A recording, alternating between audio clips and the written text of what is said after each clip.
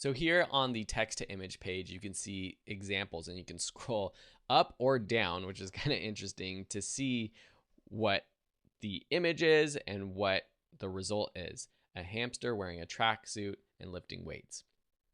You click on the box down below to type in your prompt.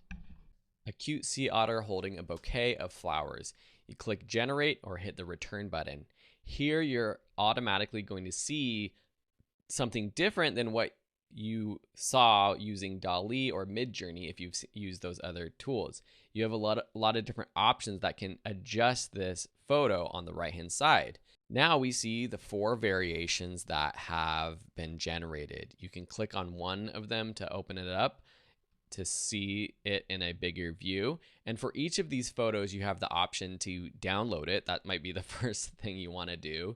You can rate it, which will help Firefly get better and better at generating.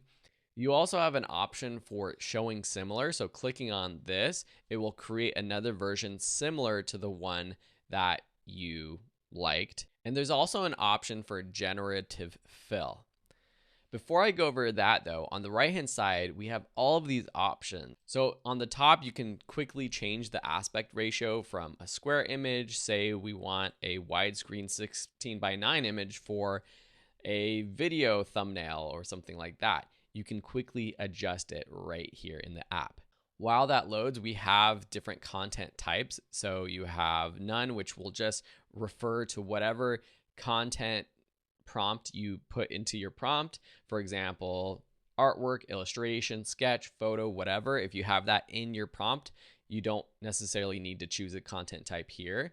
But up here, we can quickly change from art to photo, and it will regenerate this same image as a more photorealistic image. Depending on the subject matter, depending on the prompt, it will look more or less realistic. This one is so great right here. I'm going to heart that one. That's going to add that to my favorites, and I'm also going to give it a rating. Down below content type, you have styles. So let's click on the all, and you can see there's so many different styles that can change what this looks like. So for example, let's change to hyper realistic. It adds that tag here to our prompt down below. And then also let's go down and change some of these other settings. So color and tone, we can choose. Do we want it to be black and white, warm tone, cool tone? I'm going to choose vibrant color. For lighting, let's do backlighting. That's going to be nice. And composition, let's go ahead and do a close-up.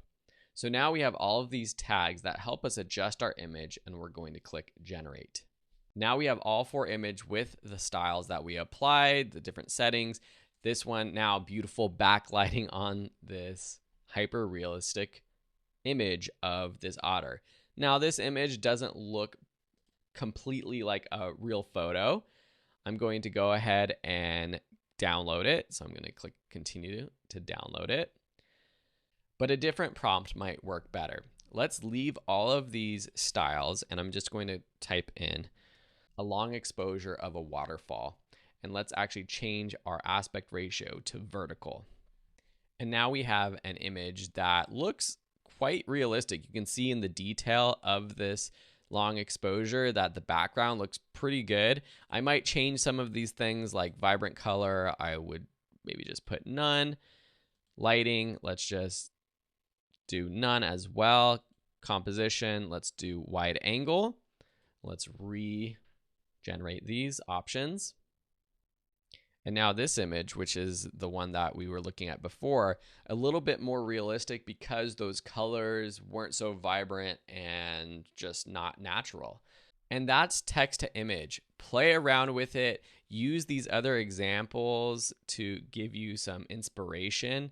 And as I expand this course, I will give you lots more tips and advice for creating incredible images like the ones you see here.